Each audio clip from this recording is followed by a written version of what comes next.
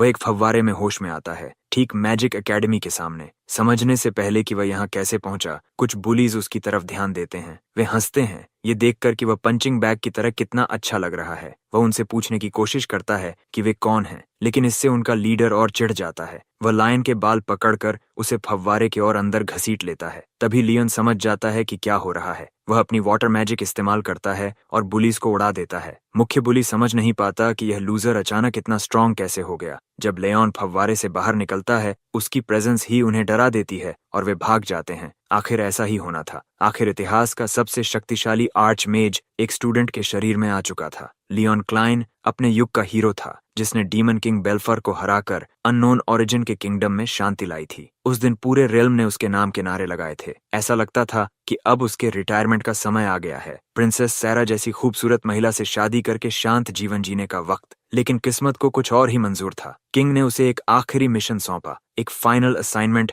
जो उसके हीरो सफर का अंत होने वाला था। खबर थी कि एक केव में मॉन्स्टर्स छिपे हैं, डीमन किंग की आर्मी के आखिरी रेमनेंट्स। किंग चाहता था कि वह उस कैवन की जांच करे और पॉजिटिव रिजल्ट्स के साथ लौटे, क्योंकि अब तक जो भी वहां गया था हार कर लौटा था। डीमन किंग स्लेयर से सबको बड़ी उम्मीदें थीं। लियोन जानता था कि उसे क्या करना है। जिन लोगों से वह प्यार करता था, उन्हें खतरे में वह नहीं देख सकता था। बच्चों के लिए, उन ऑर्फन्स के लिए जो उसे अपना रोल मॉडल मानते थे, उसे डीमन किंग के बचे हुए अंशों को मिटाना ही था। बिना किसी शक के उसने यह काम स्वीकार कर लिया। उसका मार्गदर्शन करने के लिए प्रिंस शार्क को चुना गया। जाने का दिन आया और प्रिंस शार्क उसे करप्ट केव में ले गया। अंदर गहराई में पहुंचते ही प्रिंस शार्क ने अपनी असली मंशा दिखा दी और पीछे से वार किया। हथियार में लीथल पॉइजन लगा था, जिससे लायन की मौत तय थी। प्रिंस शार्क हमेशा लियोन को अपनी अथॉरिटी और एब्सोल्यूट पावर के लिए खतरा मानता था। उसे लगता था कि लियोन उसकी लड़की क्वीन सेरा को भी छीन रहा है, लेकिन लियोन का ऐसा कोई इरादा नहीं था। न उसे पॉलिटिक्स चाहिए थी,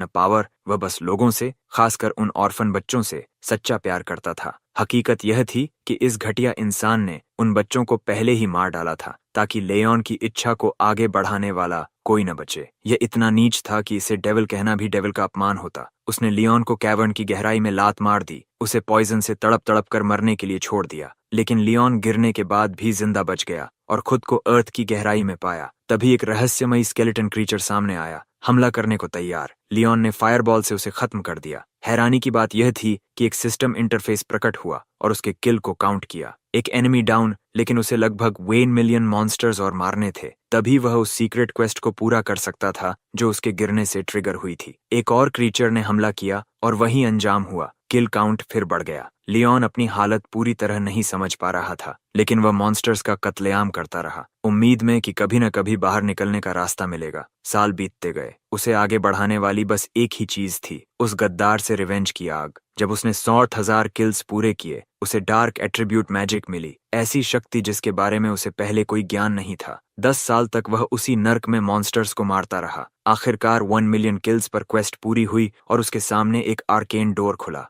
लियोन बिना सोचे गेट के अंदर चला गया। उसकी हालत इससे बदतर हो ही नहीं सकती थी, लेकिन आश्चर्यजनक रूप से वह खुद को एक पॉन्ड के बीचों बीच पाता है। संभलने पर उसे एहसास होता है कि वह एक एजुकेशनल इंस्टीट्यूट को देख रहा है। कहानी ठीक से शुरू भी नहीं हुई थी कि इंस्टीट्यूट के कुछ बुलीज आसान शिकार ढूंढते हुए आ गए। वे हमारे लड़के को कुराबन कहकर बुलाते हैं, एक ऐसा नाम जो उसे बिल्कुल अपना नहीं लगता। क्योंकि वह इन पंक्स को जानता तक नहीं था, उसने स्वाभाविक रूप से पूछ लिया। बस यही बात उनके लीडर को गुस्सा दिला देती है। वह हीरो का सिर पकड़कर उसे पानी में डुबो देता है, ताकि वह डम एक्ट करना बंद करे और सब कुछ याद कर ले। दूसरी तरफ लियोन को जरा भी समझ नहीं आ रहा था कि हो क्या रहा है। वह अपनी मैजिक स्पेल आर्मर फ्लड इस्तेमाल करता है और उन बेवकूफों को कचरे की तरह उड़ा देता है। गूंज समझ ही नहीं पाते कि एक विम्प ने इतना चैड मूव कैसे कर दिखाया। समझदारी दिखाते हुए वे वहां से भाग निकलते हैं, इससे पहले कि और पिटाई हो। लियोन अभी अपने विचार ही समेट रहा था कि उसे एक अजीब आवाज सुनाई देती है। एक आर्केन वॉइस इस बात से हैरान थी कि उसकी मैजिक सप्रेस्ड होने के बावजूद उसने बुलीज को कैसे उड़ा दिया। वह रहस्यमयी आवाज लायन को एक प्राइवेट जगह ले जाती है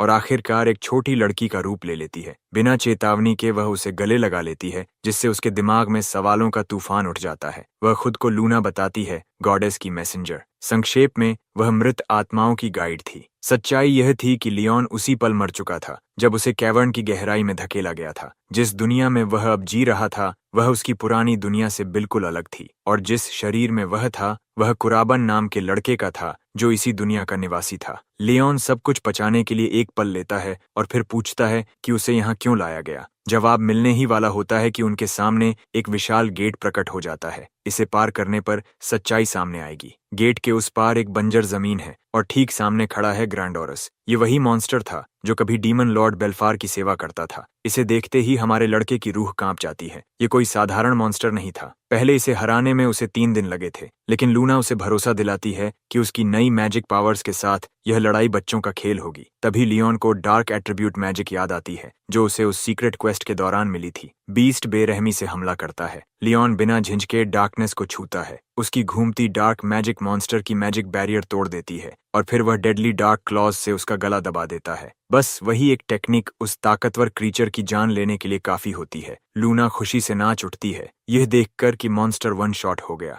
लियोन खुद भी अपनी छिपी पोटेंशियल देखकर दंग रह जाता है। उसकी जिज्ञासा और बढ़ जाती है और वह लूना से सच्चाई उगलने को कहता है। थोड़ी देर बाद सब साफ होता है। डीमन किंग बेल्फार इस दुनिया में भी आने वाला है। पहले जो गेट बना था वह डीमन किंग के प्रभाव से बना था। अगर उसे रोका नहीं गया तो मॉन्स्टर्स के साथ यह दुनिया विनाश में डूब सकती है। इसीलिए गॉडेस ने खास तौर पर उसे इस दुनिया में बैलेंस बनाए रखने के लिए चुना। आगे देखते हुए लियोन की नजर एक फड़फड़ाते झंडे पर बने क्रेस्ट पर पड़ती है। उसे याद करने में देर नहीं लगती। यह उसी बास्टर्ड का निशान था जिसने उसे मरने के लिए धकेला था। अगर यह क्रेस्ट यहाँ है तो शार्क भी इस दुनिया में आ चुका है। रिवेंज की आग उसकी मुट्ठियां कांपा देती है। लूना यह महसूस कर लेती है, लेकिन ज्यादा देर रुक नहीं पाती और गायब हो जाती है। कोई आ रहा है। आने वाली एक फीमेल स्टूडेंट है जो उससे बात करना चाहती है। उसने आसपास गेट के प्रकट होने को महसूस किया था और उसके बारे में पूछना चाहती है। लियोन के जवाब देने से पहले ही लूना टेलीपैथिकली उसे सच छुपाने और अनजान बनने को कहती है। वह वैसा ही करता है। लड़की संदेह में पड़ जाती है कि जो उसने महसूस किया वह सच में गेट था या बस एक फॉल्स अलार्म। इसके बाद वह अपना ध्यान हमारे लड़के की ओर करती है और उसे वही स्टूडेंट पहचान लेती है जो थोड़ी देर पहले गूंस के साथ उलझा था। उन डेलिंक्वेंट्स की वजह से जो परेशानी उसे झेलनी पड़ी उसके लिए वह दिल से माफी मांगती है, लेकिन हमारा लड़का उसे सीधा रहने को कहता है क्योंकि ये ऐसी चीज नहीं है जिसके लिए उसे माफी मांगनी चाहिए। वैसे भी ये लड़की काफी अपराइट और वेल मैनर्ड लगती है। थोड़ी देर बाद वह चली जाती है क्योंकि जो उसने महसूस किया था वह उसे एक कंप्लीट फॉल्स अलार्म लगता है। उसके जाते ही लूना वापस प्रकट होती है और उस चार्मिंग लड़की की तारीफ करने लगती है जिसके सेंसेस इतने तेज हैं कि वह गेट की प्रेजेंस सूंघ सकती है। लूना को लगता है कि यह लड़की एक पोटेंशियल लव इंटरेस्ट हो सकती है, बिल्कुल किसी टिपिकल स्कूल नॉवल की तरह। रात उतर आती है और हमारा लड़का अपने डॉर्म रूम की ओर जाता है, लेकिन वहां पहुंचकर देखता है कि उसके दरवाजे पर कर्सेस और इंसल्ट्स लिखे हुए हैं। इस नीच हरकत के जिम्मेदार स्टूडेंट्स कॉरिडोर में ही खड़े हैं, डरपोक हाइनास की तरह हंसते हुए। फिर भी लायन ऐसे लोगों से उलझना पसंद नहीं करता जो उससे नीचे हैं और सीधे अपने कमरे में चला जाता है। अंदर पहुंचते ही लूना भड़क उठती है गुस्से में कि उन लोगों ने इतनी लो लेवल हरकत करने की हिम्मत कैसे की। लेकिन हमारा लड़का इससे ज्यादा परेशान नहीं होता और ज्यादा जरूरी बातों पर चर्चा करना चाहता है। वह इस इंस्टीट्यूट के बारे में जानना चाहता है। जो क्रेस्ट उसने झंडे पर देखा था वही प्रिंस शार्क का भी था। मुमकिन है कि डीमन किंग के साथ साथ शार्क भी इस दुनिया में आ गया हो। अफसोस की बात यह है कि लूना के पास इससे जुड़ी कोई ठोस जानकारी नहीं है। वह खुद भी इस दुनिया के बारे में ज्यादा नहीं जानती। हालांकि वह हमारे लड़के को गाइड करने के लिए इस रियलिटी में झांकती रही है, लेकिन उसने प्रिंस को कभी नहीं देखा। इसलिए हमारे लड़के के पास अब खुद ही इस दुनिया के रहस्यों की जांच करने के अलावा कोई रास्ता नहीं बचता। अगली सुबह उगते सूरज के साथ वह एकेडमी में अपने पहले दिन के लिए तैयार होता है। बाल ठीक करके यूनिफॉर्म पहनने के बाद वह स्टूडेंट्स की भीड़ के बीच अपने डिपार्टमेंट की ओर बढ़ता है। उसकी ओर जरूरत से ज्यादा ध्यान जा रहा है। आखिर उसकी एटीट्यूड और ऑरा पूरे माहौल पर हुकूमत करते हैं। कुछ क्लासेस में वह इस दुनिया की बुनियादी बातें सीखता है। कुछ साल पहले गेट्स नाम की रहस्यमयी जगहें पूरी दुनिया में प्रकट होने लगीं। उसी समय मैजिक इस्तेमाल करने वाले लोग भी सामने आए। इस स्थिति से निपटने के लिए जिनके पास जन्मजात मैजिकल टैलेंट था वे इन गेट्स में घुसने लगे और कीमती आइटम्स व मिनरल्स हासिल करने लगे। इन्हें सीकर्स कहा गया। जैसे जैसे सीकर्स बनने वालों की संख्या बढ़ी, ऐसे इंस्टीट्यूट्स की जरूरत पड़ी जो इन टैलेंट्स को निखार सकें। इसी तरह यह पवित्र इंपीरियल एकेडमी अस्तित्व में आई। यह उन लोगों के लिए सेफ हेवन है जो सीकर्स बनना चाहते हैं। क्या तुम्हें वह लड़की याद है जो गेट के बारे में पूछने आई थी? वही इस एकेडमी की स्टूडेंट काउंसिल प्रेसिडेंट है। उसका नाम इजुमिया मकोतो है। वह इस समय स्कूल फील्ड्स में अपनी बेहतरीन मैजिक टैलेंट से सबको प्रभावित कर रही, और हमारा लड़का उसे क्लास की खिड़की से देखता है। क्लास के बाद कॉरिडोर में चलते हुए उसका सामना फिर उन्हीं थग्स से होता है जिनसे वह कल निपटा था। वैसे इस दुनिया में हमारे लड़के का नाम कुराबाना कून है, सबसे बदसूरत चेहरा वाला, जो इन गूंस का लीडर है। आगे बढ़कर उसे कोई एरेंड करने का हुक्म देता है, लेकिन हमारा चैड उसे एक सटीक और साधारण जवाब देकर उसकी नसों पर चढ़ जाता है। थग अपना आपा खो देता है, खासकर क्योंकि वह कल की बेइज्जती का गुस्सा निकालना चाहता है। तभी किस्मत से इजुमिया वहीं आ जाती है। जब वह उस बास्टर्ड को लीथल मैजिक स्पेल छोड़ते देखती है तो उसे रुकने की चेतावनी देती है, लेकिन बहुत देर हो चुकी होती है। स्पेल निकल चुका होता है। हमारा लड़का भी हाथ पर हाथ रखकर नहीं बैठता। वह डार्क एट्रीब्यूट मैजिक का इस्तेमाल करता है और उस पत्थर को निगल जाता है जिसे बास्टर्ड ने कॉन्जर किया था। विशाल बोल्डर हवा में गायब हो जाता है। थक का मुंह खुला रह जाता है। यहाँ भी वह ऑरा फार्मिंग से नहीं रुकता। बिना किसी परवाह के वह उस चंप के पास से गुजर जाता है, काउंसिल प्रेसिडेंट को भी नजरअंदाज करते हुए। क्लासेस के बाद कुरोबाने अपने डॉर्मिटरी लौटता है, जहाँ उसे उसी स्कमबैग की तरफ से एक थ्रेट नोट मिलता है। उसमें उसे ट्रेनिंग ग्राउंड्स में मिलने का हुक्म दिया गया होता है। लूना उसे सलाह देती है कि वह इस इडियट को नजरअंदाज कर दे, लेकिन कुराबाइन उसे वही देने को तैयार है जिसकी वह मांग कर रहा है। इससे उसके रास्ते की रुकावटें भी कम होंगी। यह सुनकर लूना जोश में आ जाती है, उस मेनेस से निपटने को तैयार। रात में हमारा लड़का ट्रेनिंग ग्राउंड में उन्हीं थग से मिलता है जैसा वे चाहते थे। लीडर अपने गूंज को स्टैंड बाय पर रखता है क्योंकि वह 1-on-1 फेयर ड्यूएल चाहता है। उम्मीद के मुताबिक वह बास्टर्ड अपनी सिग्नेचर एनिमे हंसी हंसता है, सोचते हुए कि कंट्रोल उसी के हाथ में है। दूसरी ओर हमारा लड़का शांत रहता है और इस क्लाउन को बिना समय गंवाए आगे बढ़ने की चुनौती देता है। कुराबाइन की यह बेखौफी बास्टर्ड की नसों पर चढ़ जाती है। फेयर ड्यूएल की बात करने के बावजूद वह अपने शब्दों का सम्मान नहीं करता और गूंज को हमला करने का आदेश दे देता है। बेखबर गूंज बिना सोचे अपनी मौत की ओर दौड़ पड़ते हैं। यह स्लाइमी लीडर झूठे फेयर फाइट पर खुद को बहुत चालाक समझता है, लेकिन हमारा लड़का बिल्कुल परेशान नहीं होता। उसके लिए तो एक साथ 100 बास्टर्ड भी आ जाएं, कोई फर्क नहीं पड़ता। हाथ के हल्के से इशारे पर वह डार्क एट्रीब्यूट मैजिक से डिनायल मिरर नाम की टेक्निक इस्तेमाल करता है। इससे उनके हमले उन्हीं पर लौट जाते हैं। एक ही स्पेल इन सबको कंपटीशन से बाहर करने के लिए काफी होती है। गैंग लीडर का जबड़ा खुला रह जाता है। उसे एहसास हो जाता है कि उसने हमारे लड़के को चिढ़ाकर बहुत बड़ी गलती कर दी है और हमारा लड़का पीछे से स्नीक अटैक करने वालों को माफ करने के मूड में बिल्कुल नहीं है। लीडर को अंदाजा ही नहीं कि वह किस मुसीबत में फंस चुका है। इस दुनिया में मैजिक 4 एट्रीब्यूट्स में बांटी है, विंड, वाटर, फायर और अर्थ, लेकिन हमारे लड़के की मैजिक इनमें से किसी में नहीं आती। बुली यह सोचकर मानसिक रूप से टूटने लगता है कि जो कुरुबाने कभी यूजलेस था वह इतनी अनसुनी मैजिक कैसे चला रहा है। उसे देर से समझ आता है कि उस पल कुराबानी को यूजलेस कहकर उसने खुद को और गहरे फंसा लिया। हमारा लड़का आगब्बूला हो चुका है और ऐसे स्कमबैग को बिना सबक दिए छोड़ने वाला नहीं है। गून सोचता है कि उसकी फायर मैजिक उसे बचा लेगी, लेकिन वह गलत साबित होता है। डार्क आर्ट्स की मदद से हमारा लड़का उसे ठंडा कर देता है। कुरोबाने सिर्फ उसे बेहोश नहीं करता बल्कि उसका सारा माना भी इक्सी कर लेता है। यह एक यूनिक एबिलिटी है जो सिर्फ डार्क एट्रीब्यूट मैजिक वील्डर्स के पास होती है। करबेन को उम्मीद है कि यह सबक उसे समझा देगा कि अपनी औकात से ज्यादा मुंह नहीं खोलना चाहिए। तभी अचानक पूरे इलाके में अफरा तफरी मच जाती है। अर्जेंट सायरन्स बजने लगती हैं और इवैक्यूएशन का आदेश दिया जाता है। एकेडमी ग्राउंड्स के भीतर एक गेट प्रकट हो चुका है और थ्रेट लेवल कैटेगरी रेड घोषित किया जाता है, जो सबसे खतरनाक स्तर माना जाता है। डॉर्मेटोरी बिल्डिंग में स्टूडेंट्स भगदड़ में हैं। काउंसिल प्रेसिडेंट वहां मौजूद है, यह सुनिश्चित करने के लिए कि कोई छात्र पीछे न छूटे। एक सीनियर भी हेडेम के आदेश पर ईसुमिया को वहां से जाने के लिए कहता है। उसे भी रेड कैटेगरी थ्रेट से लड़ने की अनुमति नहीं है। अगर गेट से जूझने में कोई कैजुअलिटी होती है तो जिम्मेदारी एकेडमी पर आएगी, लेकिन लड़की के अपने कारण है। पहले जब कैटेगरी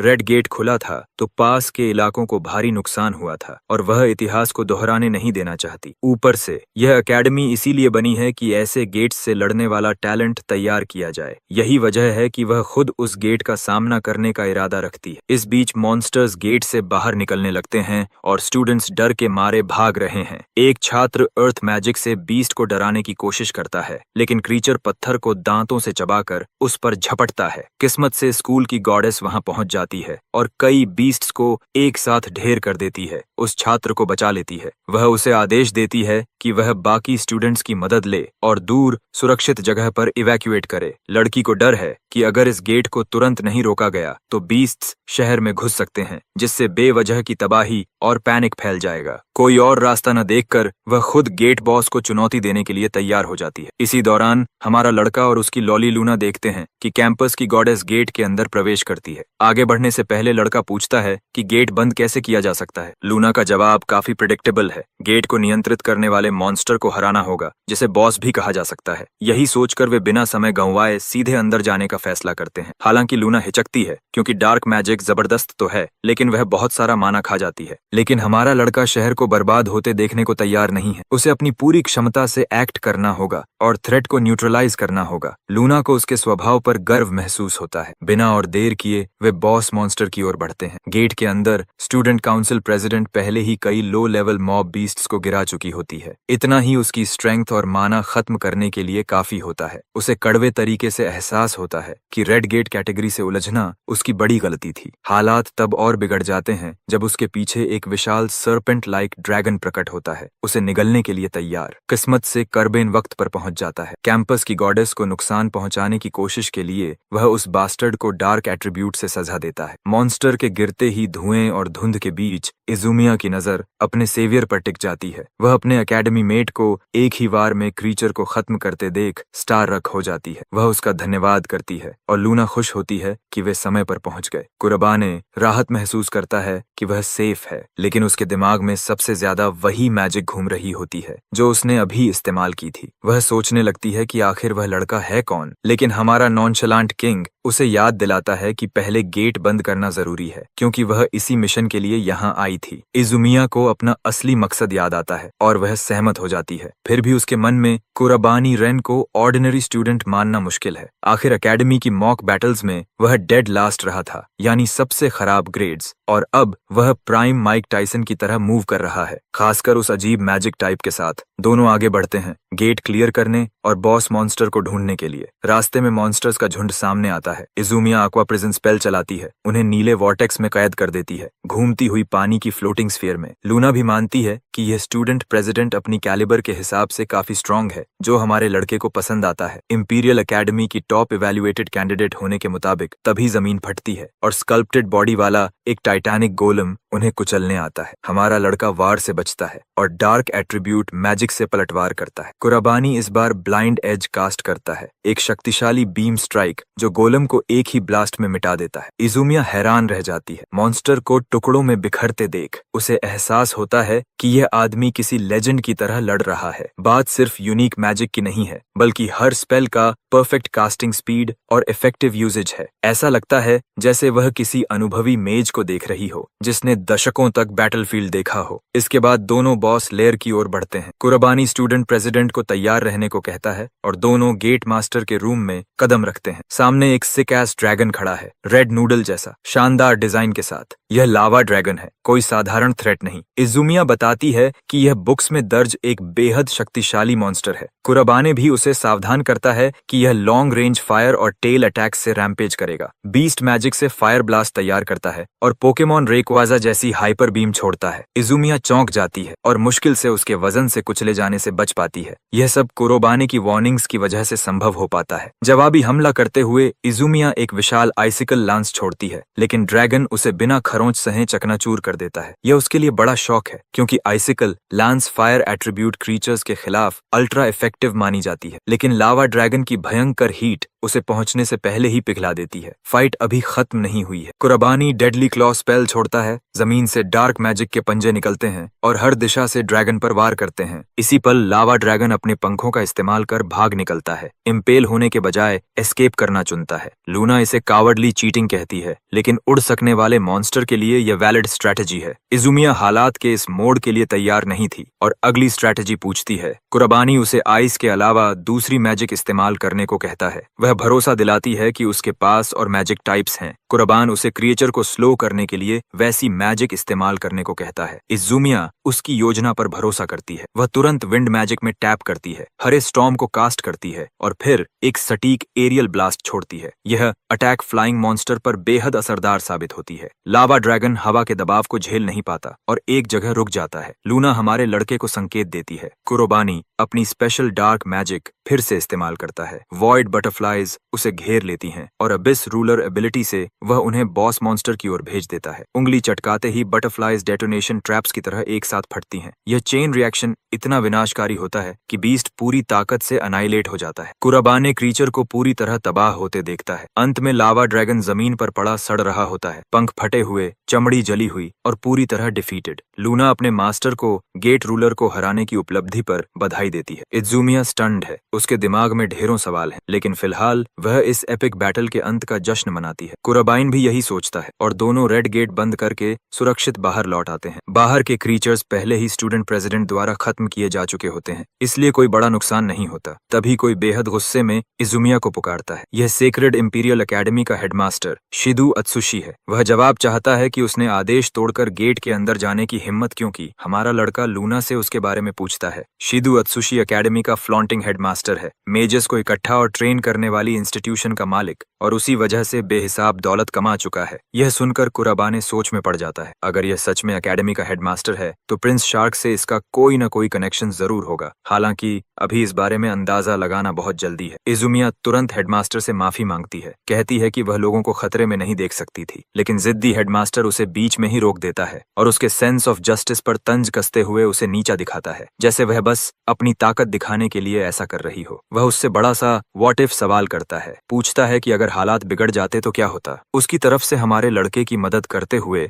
वह विनम्रता से कहता है कि हेडमास्टर कम से कम स्टूडेंट प्रेसिडेंट के साहसी काम के लिए कुछ एनकरेजिंग वर्ड्स तो बोल सकता था। शिदू पूछता है कि यह नया बच्चा कौन है और याद दिलाता है कि उसे उनकी बातचीत में दखल देने का कोई हक नहीं, लेकिन स्टूडेंट प्रेसिडेंट हमारे लड़के का बचाव करती है, जोर देकर कहती है कि यही आउटसाइडर हाईएस्ट डिफिकल्टी गेट बंद करने की वजह बना। यह सुनकर शिदू की आंखों में दिलचस्पी चमकती है, फिर वह जोर से हंस पड़ता है, जैसे ही उसे याद आता है कि कुर्बान रेन उसकी एकेडमी का सबसे लोएस्ट रैंक्ड बफून है। इस बेतुकी बात पर यकीन न करते हुए वह मुड़कर जाने लगता है। तभी इज़ुमिया उसका ध्यान खींचती है। शिदू कहता है कि एकेडमी का सबसे घटिया student highest difficulty category gate बंद नहीं कर सकता। वह इसे अपने स्टूडेंट्स की बनाई हुई एक रिडिकुलस ब्लफ मान लेता है। यह कहकर वह अपने एस्कॉर्ट के साथ चला जाता है और हमारा लड़का सोच में डूबा रह जाता है। कुरोबाई समझ जाता है कि शार्क का इससे जुड़ाव हो या न हो, उसे हेडियम की पहचान और गहराई से जांचनी होगी। डॉर्म्स लौटकर वह आखिरकार राहत की सांस लेता है। लूना हेडियम के घमंडी व्यवहार पर रैंट कर रही होती है, लेकिन यह बस इस बात का सबूत है कि कुरोबेन रेन की जिंदगी इस स्कूल में कितनी खराब रही होगी। गॉडेस की मैसेंजर को इज़ुमिया काफी इंप्रेसिव लगती है। तभी वह हमारे लड़के को कुछ पढ़ते देखती है। कुरोबाने असल में कुरोबाने की डायरी के नोट्स देख रहा होता है, हेडमास्टर के बारे में कोई कॉन्टेक्स्ट क्लू ढूंढने के लिए। यह प्राइवेसी इन्वेजन है, लेकिन जरूरी है। जिस दिन लेओन ने कुरोबाने के शरीर में प्रवेश किया था, उसे एहसास हो गया था कि यह बच्चा जिंदगी से हार मान चुका था। अब जर्नल पढ़ना शुरू होता है। बुलिंग झेल चुका वह लड़का टूट चुका था। वह सीकर बनना चाहता था, सिर्फ अपनी बेबी सिस्टर के मेडिकल फीस के लिए पैसे जुटाने को, लेकिन उसे यह समझ आ गया कि उसमें मैजिक की कोई टैलेंट नहीं है। यही कमी उसकी जिंदगी की पहचान बन गई। लोग उसे कुत्ते की तरह ट्रीट करते थे, नोट्स छोड़कर डराते थे, क्लास के दौरान और बाद में। उसे इतनी बेरहमी से पीटा गया कि एंथनी जोशुआ द्वारा जेक पॉल को नॉकआउट करने से भी ज्यादा बुरा हाल था। हर दिन लिटरल हेल बन चुका था और वह इस टॉर्चर से निकल नहीं पा रहा था। उसकी आखिरी लिखी पंक्तियां उसकी फ्रस्ट्रेशन बयां करती हैं। वह रो पड़ा था, उसके आंसू उस नोट में जमे हुए थे। यह सब पढ़कर लूना समझ जाती है कि कुराबानेत अंदर से बुरी तरह हिल चुका है। वह चांद की तरफ देखता है और ऐलान करता है कि उस जिंदगी के लिए जस्टिस करेगा जो इस बेचारे लड़के ने झेली। उधर अपने ऑफिस में शीदू हमारे लड़के की फाइल पढ़ रहा होता है और लोएस्ट इवैल्यूएशन देखकर उसे नीचा दिखाना आसान पाता है। हेडमास्टर को यह अजीब तरह से इम्प्रेसिव लगता है कि यह फेलियर समझ नहीं पा रहा कि उसे कितनी आसानी से एकेडमी से निकाल दिया जा सकता है। अगले सीन में स्नो बनी का शावर सीक्वेंस आता है। वह हमारे लड़के के बारे में सोच रही होती है। कुरोबेन supposed to be lowest ranked student है, फिर भी सब कुछ गड़बड़ लग रहा है। हाल की चेंजेस कुछ और ही कहानी सुना रही हैं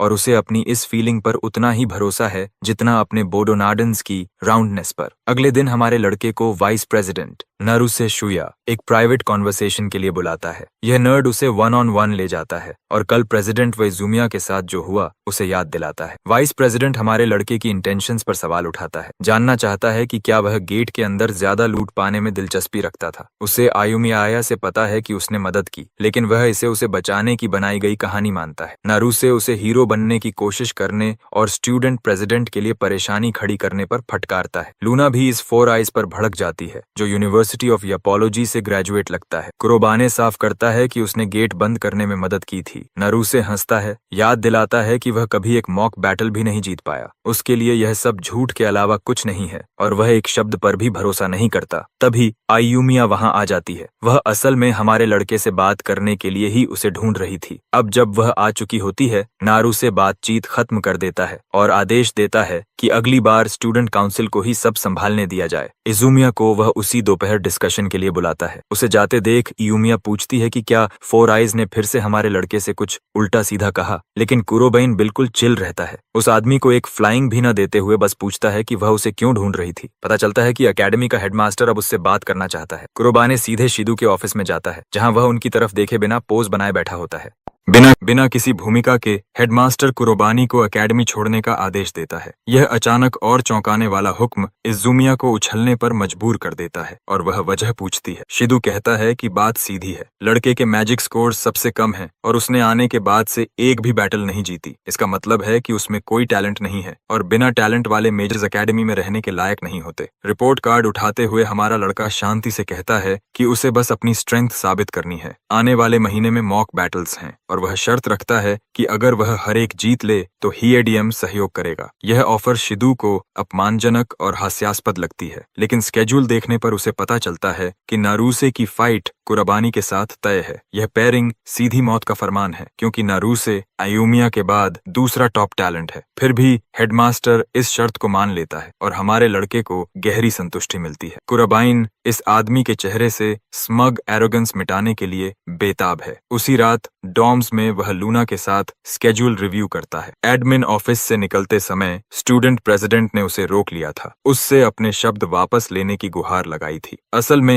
एकेडमी कभी पूर ग्रेड्स पर किसी को एक्सपेल नहीं करती। समस्या यह है कि हेडमास्टर को इस लड़के से पर्सनल नफरत है। मॉक बैटल्स हारने पर एक्सपल्शन तय हो जाएगा। स्किल्स जानने के बावजूद इजुमिया को लगता है कि नारुसे को चुनौती देना बहुत खतरनाक है। उस पल कुरोबानी बस उसे देखता है और चिंता करने के लिए धन्यवाद देता है। वह इस शर्त से जरा भी परेशान नहीं है। वह पहले ही फैसला कर चुका है अपने हेटर्स को गलत साबित करने के लिए। लूना सोचती है कि एकेडमी छोड़ देना भी ठीक होगा, लेकिन हमारा लड़का मानता है कि एकेडमी में रहना बेहतर है ताकि प्रिंस शार्क की गतिविधियों पर नजर रखी जा सके। आखिर उसे हेडमास्टर और प्रिंस के बीच किसी कनेक्शन का शक है। वह एक वाइल्ड थ्योरी भी रखता है कि शायद प्रिंस शार्क हेडमास्टर के बॉडी को स्पिरिचुअली पोजेस कर रहा हो। लूना तुरंत इस थ्योरी को खारिज कर देती है, बताती है कि उसे अदर वर्ल्ड बीइंग्स को सेंस करने की एबिलिटी है, इसलिए वह पहचान लेती। यह ऑप्शन बंद होने पर कुरोबाइन की स्ट्रैटेजी साफ है, आने वाले गेट्स बंद करना और साथ ही अपने दो टारगेट्स डीमन किंग बेल्फार और प्रिंस शार्क का पीछा करना। अजीब तरह से छोटी मैसेंजर उसके शब्दों पर पाउट करती है और वह पूछता है कि क्या हुआ। वह बस सोच रही थी कि महान विजर्ड कुराबानी पर कितना भारी बर्डन है, भले ही यह गॉडेस का आदेश हो। इसके बावजूद कुराबानी इस मौके के लिए आभारी है। वह वॉइड डायमेंशन में पहले ही मर चुका था। यह शार्क से बदला लेने का मौका है जिसने उसकी मौत करवाई, और बेल्फार से भी, जो इस दुनिया को खतरे में डालता है। अंत में वह गॉडेस के आदेश से खुश है। कुराबाने उसे भरोसा दिलाता है कि उसे उदास होने की जरूरत नहीं। उसके शब्द उसका चेहरा रोशन कर देते हैं और वह सच में खुश होती है कि इतने अद्भुत इंसान को यह ड्यूटी मिली। बातचीत खत्म होने पर कुराबानी मॉक बैटल से पहले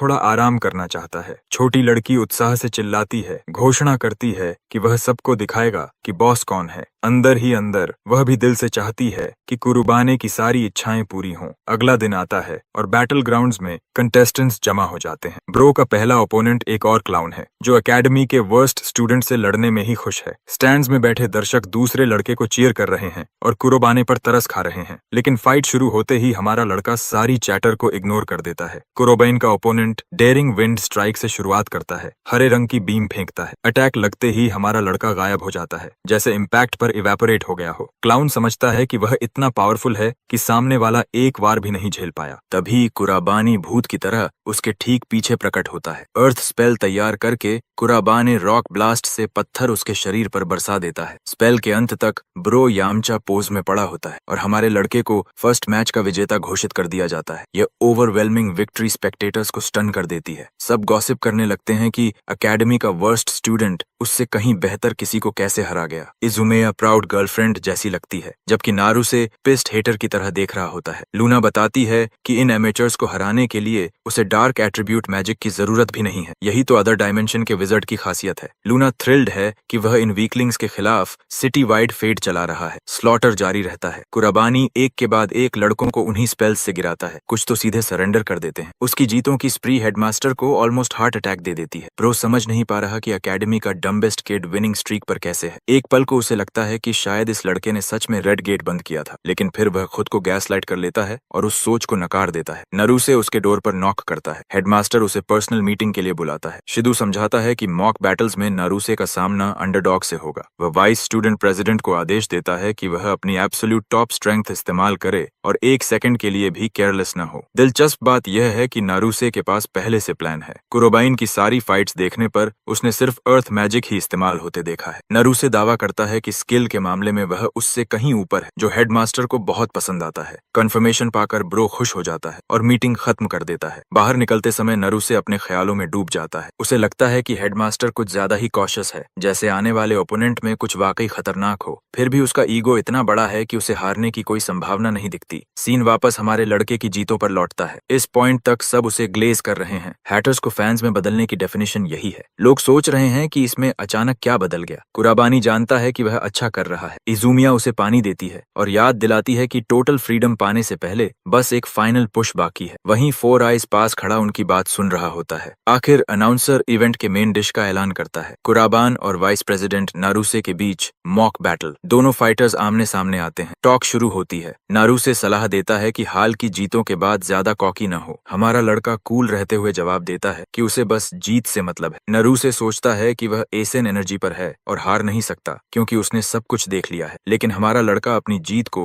भविष्य की तरह सेट इन स्टोन बता देता है। फोर आइज हिम्मत जुटाकर कसम खाता है कि वह इस फैसले पर उसे पछताने पर मजबूर कर देगा। माहौल टेंस हो जाता है और फाइनल फाइट शुरू होते ही सबकी निगाहें मैदान पर टिक जाती हैं। फोर आइज की कॉन्फिडेंस उसके ही दिमाग में छेद कर रही होती है, क्योंकि बॉटम रैंकर का सबको धो देना उसके लिए माइंड बॉगलिंग है। वह सोचने लगता है कि कहीं कुराबान ने शुरू से ही अपनी असली ताकत छुपाकर विनिंग स्ट्रीक जमा करने की प्लानिंग तो नहीं की। ओपोनेंट ने जो भी 4000 IQ स्ट्रैटेजी पकाई हो, नारुसे उसे कुचल देने पर तुला हुआ है। वह शुरुआत करता है हाई रैंकिंग विंड मैजिक के एक्टिवेशन से। बो एंड एरो को कास्ट करते हुए लाइटनिंग शॉट स्पेल तैयार करता है। बो छोड़ते ही 3 थंडरस एरोज तूफान की तरह निकलते हैं, सीधे कुरोबाने की दिशा में ब्लिट्स करते हुए। सही प्रतिक्रिया देते हुए हमारा लड़का अपना हाथ जमीन पर रखता है और एक विशाल क्ले वॉल समन करता है, परफेक्ट डिफेंस के लिए। उस दीवार का शेयर साइज उसके ओपोनेंट को चौंका देता है, क्योंकि उसका हाई रैंकिंग स्पेल भी दीवार से टकराकर उछल जाता है और कोई डैमेज नहीं करता। दीवार पिघल जाती है और उसी के साथ नारुसे का कॉन्फिडेंस भी, जो समझ ही नहीं पाता कि पहले कास्ट करने के बावजूद वह हिट क्यों नहीं कर सका। ऑडियंस अब पूरी तरह हिल चुकी है। स्टंड की कुराबाइन वाइस प्रेसिडेंट को काउंटर कर पा रहा है। एम्बैरेस्ड नारुसे खुद को संभालने की कोशिश करता है, यह याद दिलाते हुए कि उसका ओपोनेंट अर्थ मैजिक के अलावा कुछ नहीं चला सकता। यही सोचकर वह हाथ उठाता है और अपनी अर्थ मैजिक एक्टिवेट करता है। नारुसे जायंट स्टोन्स लेविटेट करता है, उन्हें ओपोनेंट के ऊपर जमा करता है और फिर मीटियोर शावर की तरह बरसा देता है, या यूं कहें रॉक शावर। कर्बेन देखता है और विंड मैजिक से काउंटर करने की तैयारी करता है। वह लॉक करता है और एरियल ब्लास्ट से पूरे रॉकी स्टॉर्म को अनाइलेट कर देता है। यह काउंटर अटैक नारुसे के लिए एक और परफेक्ट जवाब और बहुत बड़ा शॉक बन जाता है। फोर आइज डर से कांप उठता है, यह समझकर कि हमारा लड़का विंड मैजिक भी इस्तेमाल कर सकता है। ऑडियंस एक्सटैटिक हो जाती है, अंडरडॉग की परफॉर्मेंस पर चीयर करती हुई। कुछ लोग सवाल करने लगते हैं कि इस किड के पास मल्टीपल एट्रीब्यूट्स कैसे हैं। वजह सिंपल है। इजुमिया समझती है कि multiple attribute casting wizards rare होते हैं, क्योंकि एक एट्रीब्यूट को होन करने में ही बहुत वक्त लगता है, और अगर कोई कर भी ले तो एक में प्रोफिशिएंसी दूसरी से कम होती है। लेकिन कुराबानी एक मशीन है। ब्रो लिटरली परफेक्ट कास्टिंग के साथ ड्यूअल एलिमेंट्स चला रहा है। नारुसे फ्रस्ट्रेशन में चिल्ला उठता है, उसने दूसरे एलिमेंट के यूजेज का हिसाब ही नहीं लगाया था। कुराबाइन अब फेड अप हो चुका है और सीधे पूछता है कि यह स्कमबैग लोगों को नीचा क्यों समझता है। यह सवाल नारुसे को समझ नहीं आता। हमारा लड़का बोल पड़ता है, बताता है कि वाइस प्रेसिडेंट जल्दी असम्पशंस बना लेता है, उसमें बेहिसाब एरोगेंस और रेकलेसनेस है। उसकी बस एक ही अच्छी बात है, मैजिकल प्रोवेस, लेकिन पर्सनैलिटी गीले टिश्यू पेपर से भी खराब है। यह humble reality check vice president को स्टंट कर देता है, लेकिन वह इसे उल्टा लेता है और समझता है कि हमारा लड़का जानबूझकर ट्रैश टॉक कर रहा है। वह भाषण देने लगता है कि वह सिर्फ स्ट्रॉन्ग को एक्नॉलेज करता है और इस कैटेगरी में सिर्फ वही फिट बैठती है। उसने पूरी कोशिश की है कि उसके बराबर खड़ा हो सके। इसी वजह से उसमें इतनी एरोगेंस है कि वह वीकेस्ट स्टूडेंट को अपने लायक नहीं समझता। गुस्से में नारुसे एक स्पेशल वाटर स्पेल कास्ट करता है, एक और high rank attribute magic. Audience जानती है कि यह उसका बेस्ट एट्रीब्यूट है और इसे ओपोनेंट के अंत की घोषणा मान लेती है। नारुसे वाटर स्पेल छोड़ता है, कुराबानी की टांग को जकड़ लेता है, फिर एक वायलेंट ब्लू स्टॉर्म उसके शरीर को घेर लेता है। यह माइटी स्पेल कोसाइटिस कहलाती है, नारुसे का फाइनल ट्रम्प कार्ड। यह इतनी पावरफुल है कि विंड मैजिक भी इसे नहीं संभाल सकती, अर्थ मैजिक भी नहीं। वाइस प्रेसिडेंट अपनी जीत मान लेता है। कुराबान को आइस में सील्ड देख जैसे वह एवेटार का एंग हो। फर्क बस इतना है कि फायर नेशन भीतर से हमला कर देती है। फोर आइज फिर से हक्का बक्का रह जाता है। आइसिकल केज में दरारें पड़ने लगती हैं और नारुसे की जीत की सारी उम्मीदें भी आइस सीरिंग फ्लेम्स से टूट जाती है। वीकेस्ट स्टूडेंट से तीसरे एट्रीब्यूट का खुलासा, लेकिन यहीं खत्म नहीं। कुराबानी साबित करता है कि वह और टाइप्स भी कास्ट कर सकता है। वह आइस इकट्ठा कर एक विशाल बोल्डर बनाता है, फिर अपनी ताकत से उसे कुचल देता है। फ्रैगमेंट्स अरीना में चारों तरफ बिखर जाते हैं और जमीन पर नारुसे के आसपास गिरते हैं। वाइड रेंज अटैक उसे कम डैमेज देता है क्योंकि ज्यादातर टुकड़े उसे छूकर निकल जाते हैं। आइस स्टॉर्म के अंत तक वाइस प्रेसिडेंट घुटनों पर आ जाता है, बिल्कुल गुड बॉय की तरह, बिना किसी डिफेंस के। कॉर्बेन अपने विक्टिम पर टावरिंग रहता है और क्लाउन को भविष्य के लिए एक ही सलाह देता है। वह नारुसे से कहता है कि स्ट्रेंथ पाने का एकमात्र रास्ता है आगे देखना, लेकिन ऐसा करने पर भी वह अपनी लिमिट से आगे नहीं जा पाता। सीधे शब्दों में कहें तो हमारे लड़के ने सबसे शालीन कर्ब स्टॉम्प ट्रैश टॉक कर दिया था। आखिर में नारुसे वही सवाल पूछता है जो सबके मन में है, आखिर ये आदमी है कौन? वह कोरोबेन की ओर झपटने की कोशिश करता है, लेकिन हमारा लड़का उसकी तरफ देखता तक नहीं और नारुसे वहीं ढह जाता है। फाइट खत्म। कुराबानी रेन आधिकारिक तौर पर विक्टर घोषित होता है। उसी रात हेडमास्टर का रिएक्शन देखने को मिलता है। वह आग बबूला है, ये समझ ही नहीं पा रहा कि एकेडमी का वीकेस्ट स्टूडेंट कैसे 4 एट्रीब्यूट्स चला रहा है। इजुमिया के शब्द उसके दिमाग में गूंजते हैं, फिर भी वह सबूत होने के बावजूद सच्चाई से इनकार करता है। मामला अपने हाथ में लेते हुए वह हमारे लड़के को कर्ज करता है, हाँ, एक बच्चे से लिटरली बीफ करते हुए, और उसे जबरदस्ती एक्सपेल कराने के लिए एक नंबर डायल करता है। रात हो चुकी है, लूना गहरी नींद में है और हमारा लड़का जीती हुई फाइट के बाद अपने विचार लिख रहा है। इसकी बदौलत वह हेडमास्टर से एक्सपल्शन रिवोक करवा चुका है, लेकिन अब सवाल यह है कि आगे स्ट्रैटेजी क्या हो। उसके सामने ढेर सारे नोट्स पड़े हैं, उसके 2 मेन थ्रेट्स और एकेडमी का उनसे कनेक्शन। वह हेडमास्टर से सीधे सवाल पूछना चाहता है, लेकिन पता चलता है कि वह पर्सनल बिजनेस ट्रिप पर गया हुआ है, इसलिए फिलहाल सबसे बड़ी प्रायोरिटी प्रॉब्लमैटिक गेट्स हैं। अगर वह इन्हें बंद करता रहा तो डीमन किंग बेल्फार से जुड़े क्लूज जोड़ना आसान होगा। ग्रेट मेज सोचता है कि उसका पहला टारगेट कौन होगा। सीन अगले दिन क्लासरूम में शिफ्ट हो जाता है। एक फिगर क्लास में दाखिल होता है और तुरंत हमारे लड़के का ध्यान खींच लेता है। टीचर बोर्ड पर अपना नाम लिखता है और खुद को क्लास का नया असाइंड टीचर बताता है। हाशिबा मानता है कि यह अचानक है, लेकिन उम्मीद करता है कि स्टूडेंट्स उसका ख्याल रखेंगे। लड़कियां इस गाय पर ऑलरेडी फिदा हो चुकी हैं, जबकि हमारा लड़का शंकालू नजरों से देखता है। उसे कुछ गड़बड़ लगती है। कैफेटेरिया ब्रेक में स्टूडेंट्स एपिक मॉक बैटल्स पर चर्चा कर रहे होते हैं। सब कुरोबेन की परफॉर्मेंस की बात कर रहे हैं, खासकर जिस तरह उसने एकेडमी के सेकंड बेस्ट एसेट को डोमिनेट किया। कुछ तो यह भी सोचने लगते हैं कि क्या वह उन्हें मैजिक सिखा पाएगा। इजुमिया आकर हमारे लड़के के सामने बैठती है और मॉक बैटल्स में उसकी शानदार परफॉर्मेंस की तारीफ करती है। कुराबाइन कॉम्प्लीमेंट स्वीकार करता है और वह उसे और ग्लेज करते हुए नारुसे के बिहेवियर को ठीक करने के लिए भी धन्यवाद देती है। फोर आइज को पैट्रोनाइज्ड महसूस होता है, लेकिन वह अंदर ही अंदर हमारे लड़के की बात से सहमत भी होता है। फिर भी इजुमिया हेडमास्टर वाले मामले को छोड़ने को तैयार नहीं है, खासकर एक्सपल्शन को जिस तरह हैंडल किया गया था। इससे कुरोबाइन पूछता है कि शिदू का स्वभाव कैसा है, क्या वह हमेशा से ऐसा था। पता चलता है कि शिदू एक फॉर्मर सीकर था, यानी मेज के तौर पर काफी अच्छा, लेकिन हाल में उसके इर्द गिर्द कुछ नास्टी कनेक्शंस की अफवाहें उड़ रही हैं। यह कुराबानी की असम्पशन से मेल खाता है। तभी खबर आती है कि गेट्स की संख्या तेजी से बढ़ रही है। ये गेट्स हर जगह खुल रहे हैं, हालांकि कॉम्पिटेंट हीरोज उन्हें बंद भी कर रहे हैं। फिर भी आम लोगों को सतर्क रहने और गेट्स के पास न जाने की चेतावनी दी जाती है। यह बात कुरोबाने को लूना की याद दिलाती है। अगर कोई गेट ज्यादा देर अनअटेंडेड रहा तो मॉन्स्टर्स निकलकर पूरी दुनिया को तबाह कर देंगे, लेकिन यह सब उसकी निगरानी में नहीं होगा। वह तय करता है कि डार्क फ्यूचर को आने नहीं देगा। ग्रेट मेज इज़ूमिया से एक पर्सनल रिक्वेस्ट साझा करता है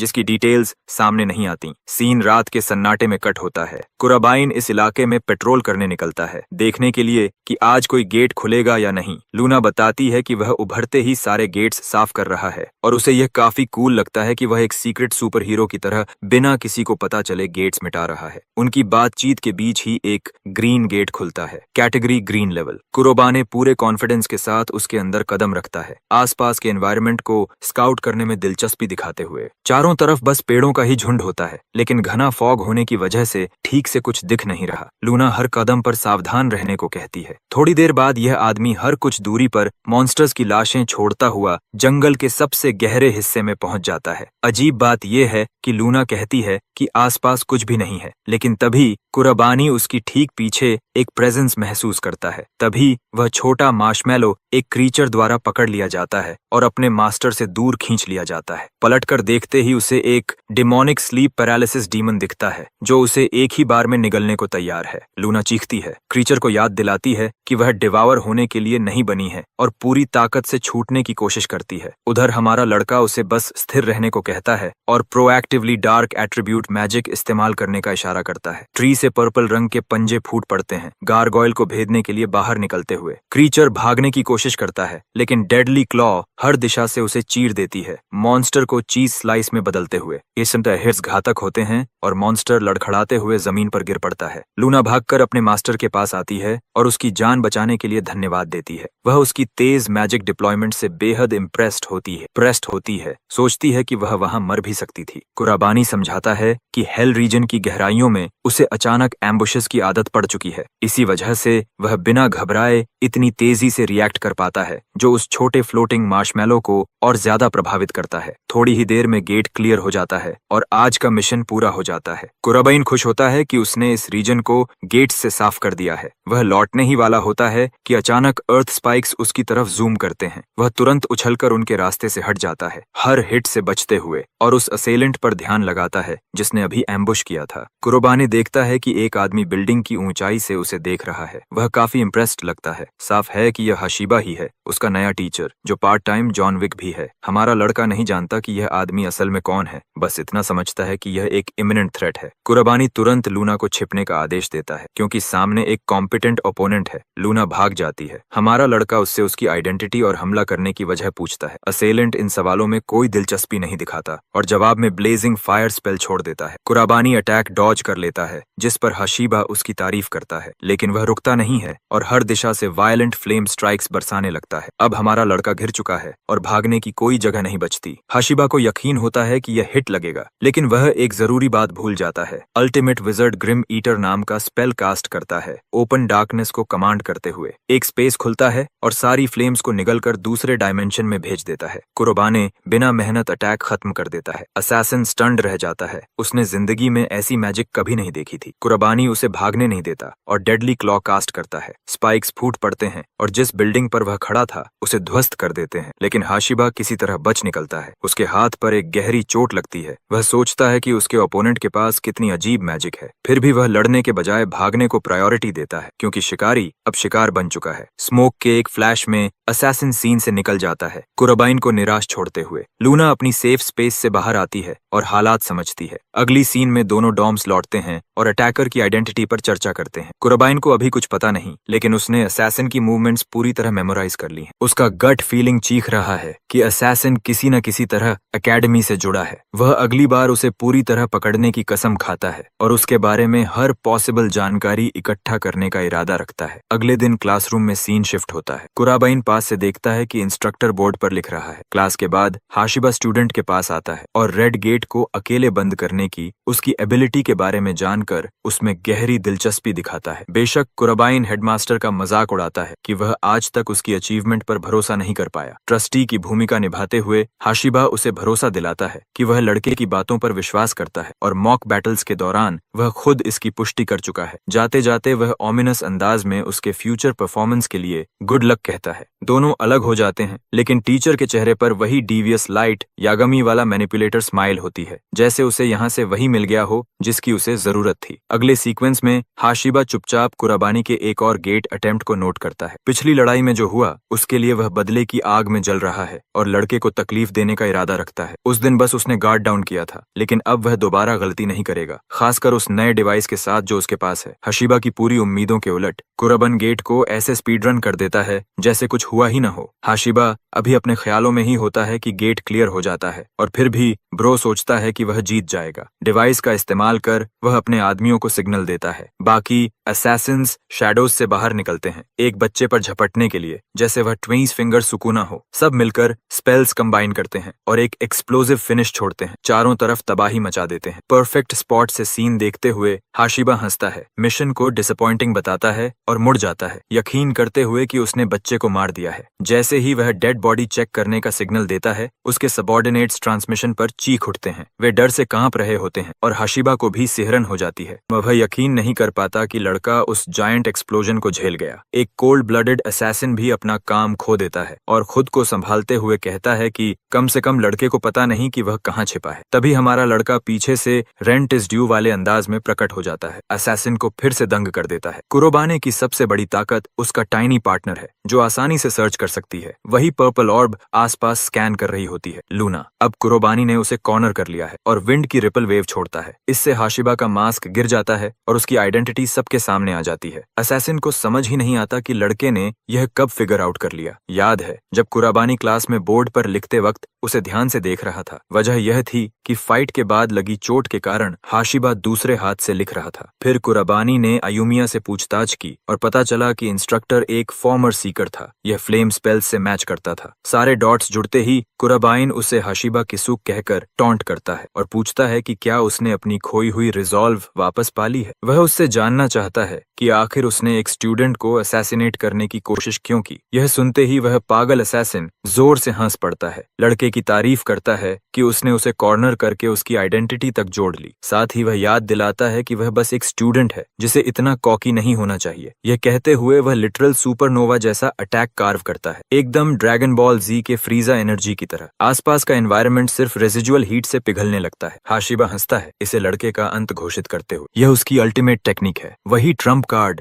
जिससे उसने हजारों शक्तिशाली मॉन्स्टर्स को डिसइंटीग्रेट किया था, जिसे वह अक्सर इस्तेमाल नहीं करता। टारगेट के अंत की घोषणा करते हुए असैसिन व सन उसकी ओर भेज देता है। दूर से कुराबान शांत खड़ा दिखता है, लेकिन असल में वह इस स्पेल से अच्छी तरह वाकिफ है। अचानक हाशिबा का कॉन्फिडेंस टूट जाता है। वैसे कहता वह अपनी आंखों पर यकीन नहीं कर पाता। स्टूडेंट ने उसी फायर एट्रीब्यूट मैजिक का अपना वर्जन कास्ट कर दिया था, क्रिम्सन ब्लेज। दोनों flame spells old school beam clash में टकराते हैं। टकराव के बाद जोरदार एक्सप्लोजन होता है और दोनों एक दूसरे को कैंसिल कर देते हैं। हाशिबा का ट्रम्प कार्ड निगेट हो जाता है, जो उसकी नजरों में किसी चमत्कार से कम नहीं, क्योंकि उसने फायर एट्रीब्यूट रेल्म की हाईएस्ट टीयर मैजिक इस्तेमाल की थी। लेकिन उसकी यह धारणा पूरी तरह गलत निकलती है। कुराबानी के मुताबिक उसकी नजर में वह प्यूनी फायरबॉल बस इंटरमीडिएट लेवल मैजिक है। उसका पेट्रोनाइजिंग टोन असैसिन को बुरी तरह भड़का देता है, बुरी तरह बलिस्टिक हो जाता है और लड़के पर चिल्लाने लगता है। लेकिन कुराबाइन को कोई फर्क नहीं पड़ता। वह हाशिबा को याद दिलाता है कि उसने 1000 मॉन्स्टर्स मारने की डींग हाँकी थी। मैक्स फ्लेक्स करते हुए ब्रो उसे हम्बल कर देता है, बताते हुए कि वह 100,000 से ज्यादा मॉन्स्टर्स मार चुका है, यानी उसके नंबर्स तो बिग लीग्स के सामने रुकी लेवल हैं। कुराबानी उसे गले से पकड़ता है और हाशिबा के शरीर को डार्क मैजिक की एसेंस से ढक देता है। असैसिन उसके चारों तरफ उस मैजिक का मैग्नेटिक पुल महसूस करता है, जैसे उसकी एनर्जी खिंच रही हो। अचानक उसका शरीर उसका साथ छोड़ देता है और वह पूरी तरह जमीन पर इमोबिलाइज हो जाता है। लूना यह सब देखती है और थ्रिल्ड होती है कि उसके मास्टर ने आखिरकार अपना लक्ष्य पूरा कर लिया। लेकिन हमारा लड़का अभी खत्म नहीं हुआ है, उसे कुछ और काम निपटाने हैं। हाशिबा की जौ पकड़कर कुराबानी उससे उस आदमी की आइडेंटिटी पूछता है जिसने उसे भेजा था। वह पहले से जानता है कि वह शीदू है और इंस्ट्रक्टर की चुप्पी ही उसके लिए जवाब बन जाती है। असैसिन घबरा जाता है और घबराहट में सच उगल देता है कि वह सिर्फ ऑर्डर्स फॉलो कर रहा था और गेट्स के करीब पहुंचने वालों को एलिमिनेट करना उसका काम था। इससे कुराबान को यकीन हो जाता है कि शीदू का टारगेट सिर्फ वही नहीं, बल्कि हर वो इंसान है जो गेट्स के मामले में रुकावट बने। यह 100% कंफर्म करता है कि हेडमास्टर शुरू से डीमन किंग की साइड पर है। लेकिन सवाल ये है कि अगर वह डीमन किंग के साथ है तो फिर टैलेंटेड स्टूडेंट्स को पावरफुल मेजेस बनने के लिए नर्चर क्यों कर रहा है? यानी ये थ्योरी भी पूरी तरह एक्यूरेट नहीं है। मगर एक बात साफ है, हेडमास्टर किसी क्रिटिकल रोल में जरूर है। कुरोबाने डर से कांपते अपने विक्टिम की ओर देखता है। वह समझता है कि इस असैसिन को शिदू के सामने पेश करने से अभी कोई फायदा नहीं होगा। थोड़ी देर बाद वह इस आदमी को बांध देता है और अलग रख देता है। कम से कम इससे हेडमास्टर अगली बार कोई रेकलेस कदम उठाने से पहले ज्यादा कॉशियस रहेगा। यही कुराबाइन चाहता है। जाते जाते वह ऐलान करता है कि वह बैटलफील्ड के पीछे मौजूद असली मास्टरमाइंड को बेनकाब करेगा। अगली सीन में शिदू किसी एस्टेट पर पहुंचता है। दरवाजा खटखटाकर वह ऊपर जाता है, याद करते हुए कि हर बार यहाँ आना कितना ईरी और अनकंफर्टेबल लगता है। हेडमास्टर एक और दरवाजा खटखटाता है और अंदर जाने की अनुमति मिलती है। सबसे पहले वह अपने मास्टर के सामने झुकता है, वही असली मास्टरमाइंड जो उसकी तरफ देखता तक नहीं, वह सिर्फ रिपोर्ट सुनना चाहता है। शिदू सब कुछ पॉजिटिव लाइट में एक्सप्लेन करता है, लेकिन जब प्लान में किसी ऑब्स्टिकल या बदलाव के बारे में पूछा जाता है तो शिदू अपनी क्यूरियोसिटी जाहिर करता है। वह बताता है कि एकेडमी में एक स्टूडेंट उभरा है जिसके रिजल्ट्स पहले कभी नहीं देखे गए। वही किड चारों डिस्टिंग्विश्ड मैजिक एलिमेंट्स भी इस्तेमाल कर सकता है। इसके बावजूद शिदू पूरा कॉन्फिडेंस दिखाता है और बताता है कि उसने उस बच्चे को एलिमिनेट करने के लिए पहले ही असैसिन भेज दिया है। यह सुनकर उसका मास्टर उठ खड़ा होता है, दिलचस्पी लेते हुए। यह डेवलपमेंट उसके लिए अनएक्सपेक्टेड थी। स्टूडेंट की अचानक ओवरवेलमिंग पावर जानने के बाद वह मानता है कि यह किड उनकी प्लान्स के लिए ऑब्स्टिकल बन सकता है। लेकिन हेडमास्टर अब भी असैसिन पर भरोसा जताता है, मिशन की सक्सेस की गारंटी देते हुए। मगर उसका मास्टर इतना कॉन्फिडेंट नहीं है, क्योंकि अगर मिशन सफल होता तो अब तक रिपोर्ट आ चुकी होती। यह शिदू को झटका देता है। वह तुरंत अपना फोन निकालता है, फेलियर की संभावना मानने से इनकार करते हुए। जिस असैसिन को उसने भेजा था वह इस वक्त बंधा हुआ और बेबस पड़ा है। उसका फोन पॉकेट में बजता है, लेकिन वह कॉल उठा भी नहीं सकता। यह शिदू के लिए एक और पुख्ता सबूत बन जाता है कि उस बच्चे ने असैसिन को भी आउटप्ले कर दिया है। उसका बॉस इसे तुरंत मिशन फेलियर मान लेता है। शिदू फ्रस्ट्रेशन से भर जाता है। कुराबान रेन के बारे में उसकी इंप्रेशन अच्छी थी, लेकिन इतनी ऊंची नहीं। अब उसके पास ऑप्शंस कम पड़ रहे हैं। तभी उसका मास्टर एक परफेक्टली प्लॉजिबल मेथड सुझाता है। अगर वे किसी एक्सेप्शनली टैलेंटेड मेज से निपट रहे हैं तो बस इतना करना है कि उसके दोस्तों को उसके लिए बेट बना दिया जाए। यह योजना सुनकर स्कमबैग हेडमास्टर अंदर से बेहद एक्साइटेड हो जाता है, क्योंकि वह समझ जाता है कि उसका मास्टर किस ओर इशारा कर रहा है। शिदू वह रिंग पकड़ता है जो उसका मास्टर उसकी तरफ फेंकता है। उसे लगता है कि यह मेथड अभी थोड़ा जल्दी है, लेकिन यह भी सच है कि उन्हें अगले स्टेज के एक्सपेरिमेंट के लिए डेटा चाहिए। हेडमास्टर दांत दिखाती हुई मुस्कान के साथ मिशन सक्सेस का भरोसा दिलाता है, क्योंकि यही वजह थी कि उन्होंने इतनी बड़ी संख्या में विजर्ड्स इकट्ठा किए थे। लीडर इस नए मोड से इंट्रीग्ड हो जाता है और भी दिलचस्प ट्विस्ट्स की उम्मीद करता है। वह इतना अच्छे मूड में होता है कि सोचने लगता है कि अब इस दुनिया में एक रियल ब्लैक गेट खोलने का समय आ गया है। याद रहे, अभी तक हाईएस्ट डिफिकल्टी गेट रेड है। अगले ही दिन इस चर्चा के बाद हमारे लड़के को ऑफिस बुलाया जाता है, एक और अजीब अनाउंसमेंट के लिए। ब्रो स्टन्ड रह जाता है जब शिदू खुद कुराबानी की एबिलिटीज को आंकने में हुई अपनी गलती मानता है और अब तक के रूड बिहेवियर के लिए माफी भी मांगता है। शिदू कहता है कि उसका सडन एटीट्यूड चेंज अटपटा लग सकता है, लेकिन अब वह लड़के की ट्रू पोटेंशियल समझ चुका है, इसलिए उसे प्रॉपर रिस्पेक्ट देना चाहता है। पास आकर हेडमास्टर हाल में बढ़ती गेट अकरेंसेस के बारे में जानकारी देता है। इसी वजह से वह चाहता है कि हमारा लड़का स्टूडेंट प्रेसिडेंट इसुमिया के साथ मिलकर ज्यादा से ज्यादा गेट्स सील करने में मदद करे। उसकी बातों से कुरोबाइन समझ जाता है कि उनका काम हाई गेट फ्रीक्वेंसी वाले एरियाज को मॉनिटर करना है। हेडमास्टर खुश होता है कि लड़का जल्दी समझ गया और हैंडशेक के लिए हाथ बढ़ाता है, जैसे वह सच में उस पर भरोसा करता हो। कुराबाने बाहर से एक्ट के साथ चलता है, लेकिन वह कोई डेंस प्रोटैगनिस्ट नहीं है। वह जानता है कि यह लाइंग पिग अंदर ही अंदर कुछ साजिश रच रहा है। इसी हैंडशेक के दौरान कुराबानी अपनी डार्क मैजिक से थोड़ा एक्स्ट्रा टैंपर कर देता है। मीटिंग के बाद वह अपनी स्ट्रैटेजी इसुमिया को बताता है। वह खुलासा करता है कि पहले ही उसने एक ट्रैप बिछा दी थी और फिर हाशिबा के असैसिनेशन अटेम्प्ट का बॉम्ब शेल गिराता है जो हेडमास्टर के ऑर्डर्स पर हुआ था। यह साफ नहीं है कि शिदू ने यह जोड़ लिया है या नहीं, लेकिन कुराबानी उसकी असली मंशा साफ देख पा रहा है। स्टूडेंट प्रेसिडेंट हैरान हो जाती है और पूछती है कि उसने ऑफर रिजेक्ट क्यों नहीं किया। कुराबाइन मानता है कि गेट्स को हैंडल करना जरूरी है और उसके पास काउंटरएक्ट करने का प्लान है। दिक्कत दिक्कत ये है कि वह अकेले गेट्स सील करने की सोच रहा था। तभी इजुमिया आवाज उठाती है और कहती है कि वह भी साथ जाएगी। वह खतरे की वजह से रियलिटी को नजरअंदाज नहीं करना चाहती और जब भी जरूरत पड़े अपने दोस्त की मदद करना चाहती है। लूना भी देख लेती है कि यह लड़की कितनी स्टबर्नली डिटर्मिन्ड है, इसलिए उसे रोकने का कोई फायदा नहीं। आखिरकार कुराबानी मान जाता है और मिशन के लिए इवनिंग आवर्स तय करता है। अगली सीन में वे रेड हंट की तैयारी कर रहे होते हैं। एरिया में घूमते हुए अजीब तरह से उन्हें कोई गेट अवेकनिंग महसूस नहीं होती। खाली वक्त में कुराबानी उससे सीधे पूछता है कि क्या वह गेट्स के अंदर छिपे मॉन्स्टर्स से डरती है। पूरी सच्चाई बताते हुए इजुमिया मानती है कि उसका एक हिस्सा वाकई डरता है। फिर भी इनोसेंट लोगों को उन ताकतों से बचाना उसका फर्ज है जो उन्हें थ्रेटन करती हैं। यही वजह है कि उसने विजर्ड बनने का रास्ता चुना था। उसका स्ट्रॉन्ग सेंस ऑफ जस्टिस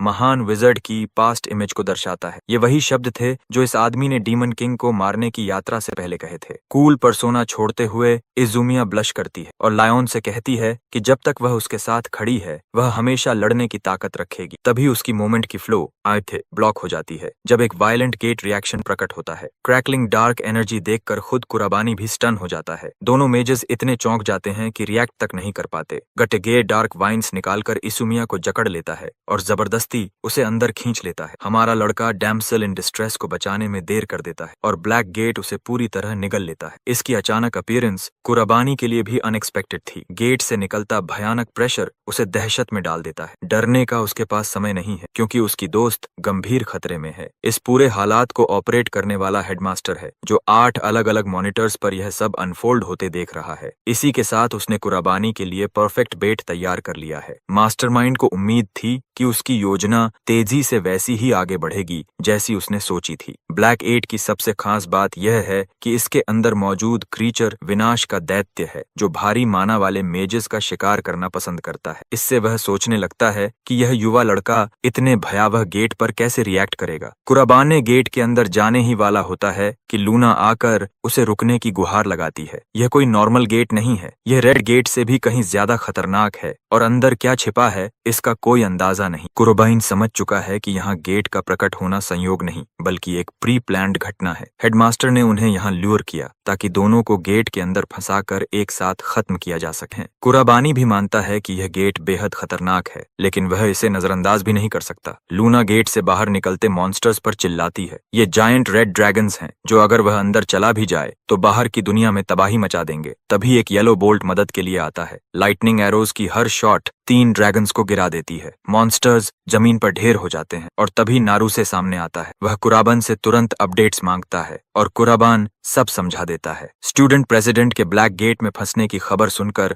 नारूसे सन्न रह जाता है लेकिन गेट से मॉन्स्टर्स वाइल्ड फायर की तरह बाहर निकल रहे हैं और उन्हें तुरंत रोकना होगा। कुराबाने मदद करना चाहता है मगर नारूसे जोर देता है कि वह सब अकेले संभाल लेगा ताकि कुराबाने अंदर जाकर अपना काम कर सके। यह स्ट्रैटेजी कठोर है लेकिन यही सबसे सही है। कुराबाइन तेजी से गेट की ओर दौड़ता है। वाइस प्रेसिडेंट को यह बात चुभती है कि वह रेस्क्यू के काबिल नहीं समझा गया मगर वह भी जानता है कि इजुमिया को बचाने वाला सिर्फ कुराबानी ही हो सकता है। वह ड्रैगन्स पर लाइटनिंग एरोज बरसाते हुए खुद को उनका ओपोनेंट घोषित करता है। अब ब्लैक गेट के अंदर का नजारा देखते हैं। यह एक उजड़ा हुआ लैंडस्केप है जहां नॉर्मल लाइफ का नामो निशान नहीं। यहाँ कुराबाने अपने फेमिलियर को एक बेहद अहम मिशन सौंपता है। रेड गेट में जिस लावा ड्रैगन से उन्होंने लड़ा था वही क्रीचर यहाँ एक मॉब मॉन्स्टर है। फिर भी कुराबाइन को कोई चिंता नहीं। वह डार्क मैजिक के द्वार खोलता है और एपिक कैलामिटी साइथ मैनिफेस्ट करता है। लावा ड्रैगन उस पर वार करता है लेकिन कुराबानी कहीं तेज है और उसका आर्म साफ काट देता है। फिर लिम्स और हेड अलग कर देता है। इतने सारे ड्रैगन से निपटना समय लेगा और हमारा लड़का वह समय नहीं गंवाना चाहता। इसके बजाय वह साफ कर देता है कि वे सब उससे डरेंगे और जबरदस्ती उसके लिए रास्ता बनाएंगे। गेट के बाहर अनफोल्डिंग घटनाएं देखता हुआ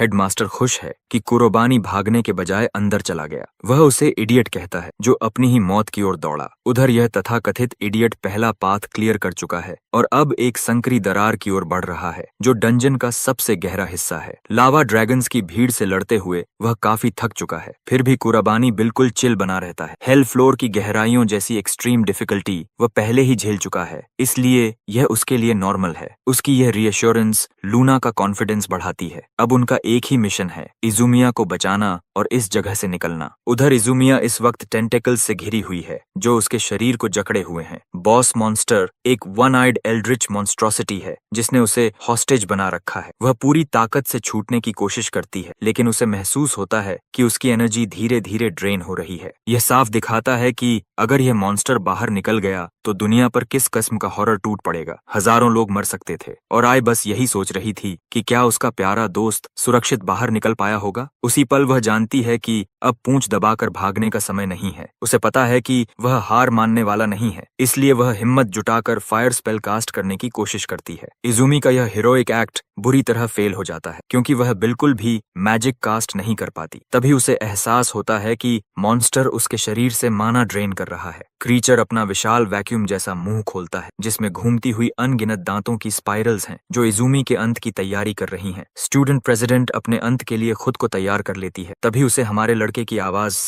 सुनाई देती है जो साइथ के साथ बिजली की तरह जूम करता हुआ आता है और क्रीचर की हॉर्नी टेंटिकल्स को काट डालता है। मॉन्स्टर दर्द से चीख उठता है और कुराबानी देर से पहुंचने के लिए माफी मांगता है। इजुमी की निराशा पल भर में गायब हो जाती है। उसकी जगह उम्मीद ले लेती है क्योंकि उसका प्रिय प्रोटेक्टर आ चुका है। सीन कट होकर स्कीमिंग हेडमास्टर पर जाता है जो गेट की स्थिति रिपोर्ट करता है और कुराबान के अंत की घोषणा करता है। उसका मास्टर चाहता है कि ये दोनों शक्तिशाली विजर्ड्स उसकी अबोमिनेशन का भोजन बने। कुराबाने अब तक के सबसे शक्तिशाली गेट मॉन्स्टर का सामना कर रहा है, जबकि उसकी वॉनेबी गर्लफ्रेंड टेंटिकल्स में जकड़ी हुई हालात के हिसाब से काफी चिल दिख रही है। लूना उसे माना ड्रेनिंग टेंटिकल्स से सावधान करती है। यह एक अजीब मॉन्स्टर है, वैसा जिसे उसने न इस दुनिया में देखा था न पिछली में। फिर भी चाहे सामने कैसी भी वियर्ड लुकिंग आए थे, these hands are rated E for everyone. Creature एक टेंटिकल फेंकता है और हमारा लड़का इवेड करता है। माइडेर में वह देखता है कि एक ही अटैक ने कितना बड़ा क्रेटर बना दिया है। इसका मतलब एक हिट भी कुरोबाने की मौत तय कर देगा। इसलिए उसकी बेस्ट बेट है मेन बॉडी पर तेजी से स्पैम अटैक्स करना। डार्क एट्रीब्यूट मैजिक एक्टिवेट करते हुए वह जायंट मॉन्स्टर को डोजन्स ऑफ लार्ज स्पाइक्स से चैलेंज करता है। डेडली क्लॉ फिर से कास्ट होती है। लूना को लगता है यह बॉस को मारने के लिए काफी है, लेकिन कुराबाने जानता है कि यह फ्यूडल एफर्ट है क्योंकि मेन बॉडी अब भी अनहार्म्ड है। रेज से धड़कता मॉन्स्टर चीखता है और अपने टेंटिकल्स जमीन में गहराई तक गाड़ देता है। यह एक अजीब मूवमेंट है। कुराबानी भी अगला अटैक प्रिडिक्ट नहीं कर पाता जब तक लूना पीछे से उभरती टेंटिकल के बारे में चेतावनी नहीं देती। उसकी वार्निंग से वह बच निकलता है, हालांकि इम्पैक्ट से ग्रेज्ड हो जाता है। सौभाग्य से यह डायरेक्ट हिट नहीं था, वरना अब तक पक चुका होता। फिर भी डार्क मैजिक हैक्स के बावजूद कुराबाना इस यूनिक मॉन्स्टर से निपटने में परेशान है और उसके अटैक पैटर्न्स समझ नहीं पा रहा। क्रीचर पीछे से फ्लैंक करने के लिए एक और टेंटिकल निकालता है। कुराबानी साइथ से उसे काट देता है। साइड से और भी टेंटिकल्स इरप्ट होने लगते हैं, हर दिशा से स्पैम करते हुए, लेकिन वह उन्हें सुशी की तरह काटता जाता है। गॉडेस की मैसेंजर उदास हो जाती है क्योंकि वह देख रही है कि यह आदमी ब्लैक गेट में घुसते ही नॉन स्टॉप लड़ रहा है। इसका मतलब उसका माना आना अब लिमिट के करीब है। उधर आई जिस तरह से टेंटिकल्स में फंसी हुई है, वह ज्यादा देर जिंदा नहीं रह पाएगी। मेन बॉडी को डायरेक्टली कन्फ्रंट करने की समस्या यह है कि कुराबन टेंटिकल्स से घिर सकता है जो उसकी मौत बन जाएगा। तभी वह फैसला करता है, फक इट, वी बॉल। वह साइथ फेंक देता है और मॉन्स्टर को घूरते हुए इनसेन स्पीड से मेन बॉडी की ओर लॉन्च करता है। लूना बेबस और घबराई हुई देखती रह जाती है। जैसा अंदाजा था, मॉन्स्टर कई टेंटिकल्स से उसे स्वाम करता है। जवाब में वह दोनों हाथों से ग्रिम ईटर कास्ट करता है। डायमेंशनल क्रैक्स खोलकर सारी टेंटिकल्स निगल लेता है। फिर उन्हीं टेंटिकल्स का सहारा लेकर वह मेन बॉडी की ओर दौड़ता है। मॉन्स्टर को डिफेंस में जाने पर मजबूर करता है। कर्बाइन ये मौका हाथ से जाने नहीं देता। वह फिर से डार्क मैजिक टैप करता है, दर्जनों पोर्टल्स खोलता है और ब्लाइंड एज स्पेल से एनर्जी ब्लास्ट्स बरसाता है। सारे डिफेंसेस कट जाते हैं और मेन बॉडी पूरी तरह वल्नरेबल हो जाती है। कुरोबाने छलांग लगाकर उसके विशाल आई के सामने पहुंचता है और अंत की घोषणा करता है। फाइनल अटैक के रूप में वह अपनी सारी बची माना इकट्ठा कर ultimate spell lost force cast करता है, मॉन्स्टर की आंख में घूंसा मारते हुए। डैमेज इतना होता है कि बॉस दर्द से फट पड़ता है। उसकी टेंटिकल्स अस्तित्व से मिटने लगती हैं और अयूमिया भी उनकी पकड़ से आजाद हो जाती है। फाइट खत्म हो चुकी है और स्टूडेंट प्रेसिडेंट आसमान से नीचे गिरती है। उसका नाइट इन शाइनिंग आर्मर उसे सुरक्षित पकड़ लेता है। कुराबाइन उसकी हालत चेक करता है और वह मुश्किल से बोल पाती है, फिर भी ऐसे मुस्कुराती है जैसे इसी आदमी की पत्नी बनने वाली हो। और अब बेस्ट पार्ट,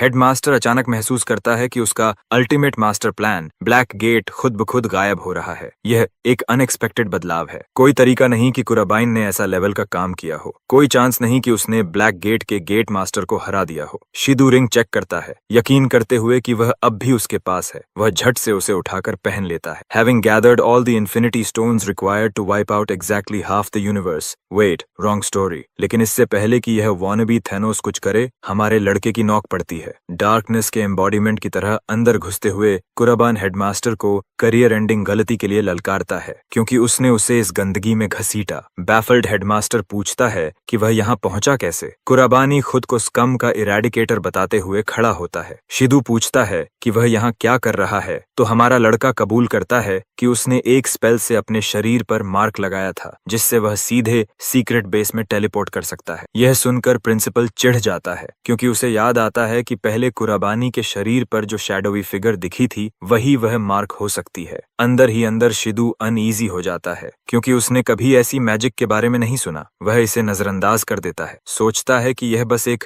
ब्रैटी टीनेजर की अकड़ है, लेकिन यह सोच अगले ही पल टूट जाती है। कुराबन बातचीत अपने हाथ में ले लेता है और सीधे पूछता है क्या उसी ने गेट समन किया था। वह कहता है कि झूठ बेकार है क्योंकि उसे पीछे छिपा सारा इक्विपमेंट दिख रहा है और सच बताना ही समझदारी है। कर्बेन उसे अक्यूज करता है कि उसने यंग विजर्ड्स के लिए ट्रेनिंग सेंटर बनाया और पूछता है कि अगर उसके मोटिव्स शुरू से ही डार्क थे तो ऐसा क्यों किया। प्रिंसिपल पल भर रुकता है, फिर सिनिस्टर मुस्कान के साथ कबूल करता है कि उसका मकसद फूड तैयार करना था। कुराबाइन उलझ जाता है और शीदू समझाता है कि वह गेट के पार मौजूद मॉन्स्टर्स के पेट भरना चाहता था। सारे विक्टिम्स, सारे बेगुनाह स्टूडेंट्स सिर्फ इसी मकसद से कल्टीवेट किए गए थे, इसलिए वह बिना हिचक मान लेता है कि गेट उसी ने खोला। केओस का फायदा उठाकर वह मॉन्स्टर्स के सामने घुटने टेककर पावर और अथॉरिटी हासिल करता रहा। कुराबाइन सब सुनता है लेकिन अपने मास्टर की इस क्रूअल योजना में इजुमिया की कुर्बानी की कोशिश वह भूल नहीं पाता। उसकी नजर में शिदू धरती पर रेंगने वाला एब्सोल्यूट स्कम है और सबसे ज्यादा गुस्सा इस बात का है कि उस आदमी को कोई पछतावा नहीं, वह स्मग और प्राउड है। शिदू फायर एलिमेंट समन करता है और कहता है कि उसे फर्क नहीं पड़ता कुराबानी क्या इंसल्ट करे क्योंकि अंत में टीनेजर मरेगा। इसी कॉन्फिडेंस के साथ वह फायर बॉल्स उछालता है, यकीन करते हुए कि फाइट यहीं खत्म होगी। लेकिन कुराबानी प्रिंसिपल की सोच से कहीं ज्यादा ताकतवर है। एक हाथ के हल्के फ्लिक से वह शील्ड बना देता है और हर फायर बॉल को एक ही मोशन में मिटा देता है। शिदू हैरान रह जाता है क्योंकि मैजिक कुराबान तक पहुंचती ही नहीं बल्कि उससे पहले ही गायब हो जाती है। तभी उसे एहसास होता है कि कुराबान उसे प्रोवोक कर रहा है, खुलकर कह रहा है कि इस बार ठीक से आए और अपनी असली ताकत दिखाए। प्रिंसिपल भड़क उठता है और सोचता है कि इस टीनेजर को असली सजा दिखानी होगी। कुराबानी की बैटर्ड हालत देखकर वह खुद को समझाता है कि लड़का पहले ही हार चुका है और अब अपर हैंड उसी के पास है। वह फिर से फायर एलिमेंट इकट्ठा करता है और एक और अटैक चार्ज करता है, धमकी देते हुए कि इस बार कुराबानी पूरी तरह इरेज हो जाएगा। लेकिन ऐसा कुछ नहीं होता। जैसे ही फायर बॉल्स टकराने वाले होते हैं, कुराबानी dark attribute spell denial mirror इस्तेमाल करता है और अपने चारों ओर फोर्स फील्ड बना लेता है। फायर बॉल्स बैरियर से टकराकर वापस उछलते हैं और सीधे शिदू की ओर दौड़ पड़ते हैं। उसे भागने का कोई समय नहीं मिलता और उसका खुद का हमला उसी पर आकर टूट पड़ता है। वह दर्द से चीख उठता है और जमीन पर गिर पड़ता है। गाढ़ा धुआं खांसते हुए उसका शरीर कांपने लगता है। उसे यकीन नहीं होता कि जिस स्टूडेंट को वह कभी इनकॉम्पिटेंट समझता था वही उसे इतनी आसानी से हरा सकता है। लेकिन जब वह ऊपर देखता है और कुराबान से निकलती ऑरा महसूस करता है तब उसे समझ आता है कि उसके सामने कोई साधारण इंसान नहीं है। प्रिंसिपल खुद को खड़ा करता है और समझ जाता है कि जीतने का अब उसके पास सिर्फ एक रास्ता है, यही गेट समन करना। वह मैजिक एक्टिवेट करने के लिए हथेली जमीन पर पटकता है लेकिन पूरा करने से पहले ही कुछ उसकी हथेली को भेद देता है और वह दर्द से चीख पड़ता है। कुराबाइन उसकी ओर चलता है और शांति से कहता है कि वह सच जानता है, इन रिंग्स को पहनकर प्रिंसिपल गेट मटेरियलाइज कर सकता है। शिदू पीछे लड़खड़ाता है और घबराकर माफी मांगता है लेकिन उसके गंदे मुंह से शब्द निकलने से पहले ही कुराबानी उसे जोरदार पंच मारता है, उसकी जौ तोड़ते हुए उसे जमीन पर गिरा देता है। कुराबाने उसे उठाकर कहता है कि वह उससे पूरा सच उगलवाएगा। वह पूछता है कि वह किसके लिए काम करता है और वे अभी कहाँ हैं। तभी प्रिंसिपल के मुंह से एक काली शैडो बाहर निकलती है। वह चुप हो जाता है और लाइफलेस होकर फर्श पर गिर पड़ता है। कुराबाने समझ जाता है कि उसने आंसर्स निकालने का मौका खो दिया है। कहीं और एक विशाल और सुनसान कमरे में एक ब्लॉन्ड आदमी शांति से सोचता है कि उसने अपना एक पॉन खो दिया है। वह जानता है कि कुराबाइन ने यह छोटी लड़ाई जीत ली होगी, लेकिन जैसे ही प्रिंस शार्क उठकर चांद की ओर देखता है उसे समझ आता है कि असली वॉर बस कगार पर है और अभी खत्म होने से बहुत दूर है। अगले दिन कुराबानी रूफटॉप पर उजुमिया से मिलता है, उस फ्लैग को घूरते हुए जिसे वह दिल से नफरत करता है। वह शिदू के साथ जो हुआ सब समझाता है और बताता है कि हमले के बाद जागने पर आदमी अपनी सारी मेमोरीज खो चुका है। अथॉरिटीज उसे कस्टडी में ले लेती हैं, लेकिन सच्चाई वही रहती है। गेट्स अब भी दूसरी जगहों पर प्रकट हो रहे हैं, यानी शिदू अकेला साजिश करता नहीं था। ये ठीक वही थ्योरी है जिस पर कुराबानी पहले से यकीन करता है और उसे पूरा भरोसा है कि शार्क किसी न किसी तरह शामिल है। उसके मन में एक शांत आवाज गूंजती है, उसे चेतावनी देती है कि गार्ड डाउन न करे क्योंकि वॉर और नजदीक आ रही है। कुराबाइन यह पहले से जानता है और खामोशी में शार्क को चुनौती देता है कि वह अपना सबसे बुरा रूप लेकर आए, क्योंकि चाहे जो हो वह उसे ढूंढेगा और नष्ट करेगा। थोड़ी देर बाद कुराबानी सोने की कोशिश करता है, लेकिन पास्ट लाइफ की मेमोरीज उमड़ पड़ती हैं। उसे याद आता है लायन किंग को हराना, फिर विजयी हीरो बनकर ऑर्फनेज लौटना और छोटे बच्चों से मैजिक सिखाने का वादा करना। उसे याद है प्रिंस शार्क के साथ काम करते हुए वह कितना खुश था, और फिर वही सब एक क्रूर और जानलेवा बिट्रेयल में बदल गया जिसने उसके प्यारे सभी लोगों की जान ले ली। नाइटमेयर असहनीय हो जाता है और वह घबराकर जाग उठता है। सांस संभालते हुए वह खिड़की से आती धूप देखता है और समझता है कि सुबह हो चुकी है। उसे पता है कि शिदू अब डिसमिस हो चुका है, लेकिन वह कभी अकेला काम नहीं कर रहा था। उसके सीने में बेचैनी घर कर जाती है जब वह स्कूल के ऊपर लहराते फ्लैग को देखता है, क्योंकि उसे महसूस होता है कि शार्क अभी भी कहीं पास ही है। कुरोबेन मानता है कि शार्क उसके कदम उठाने का इंतजार कर रहा है और वह खुद से वादा करता है कि जब वह पल आएगा तो वह किसी भी कीमत पर बदला लेगा। उसी दिन बाद में सब देखते हैं कि ब्राइट रेड सूट और स्ट्राइकिंग ब्लॉन्ड हेयर वाला एक आदमी हॉलवे से गुजरता है। उसे नया हेडमास्टर बताया जाता है। कुराबानी को याद आता है कि नया हेडमास्टर आने वाला था, लेकिन इतनी जल्दी होगा यह उसने नहीं सोचा था। इजुमी बताती है कि नए हेडमास्टर ने कुराबाइन से प्राइवेट मीटिंग मांगी है। कुराबाइन तुरंत सहमत हो जाता है क्योंकि वह सच में जानना चाहता है कि यह आदमी कैसा है। वह इजुमिया से पूछता है कि क्या वह और नया हेडमास्टर पहले से करीबी हैं। इजुमिया समझाती है कि उसका परिवार काफी वेल्थी और हाई स्टेटस वाला है और वे एक दूसरे को अच्छी तरह जानते हैं। वह बताती है कि वह मूल रूप से उसका अंकल है जिसने बचपन से उसका ख्याल रखा। उसका नाम जेनिस कोलमैन है, एक ऑर्गेनाइजेशन का इंस्ट्रक्टर जो पूरी दुनिया से सिर्फ सबसे बेहतरीन विजर्ड्स को इकट्ठा करता है।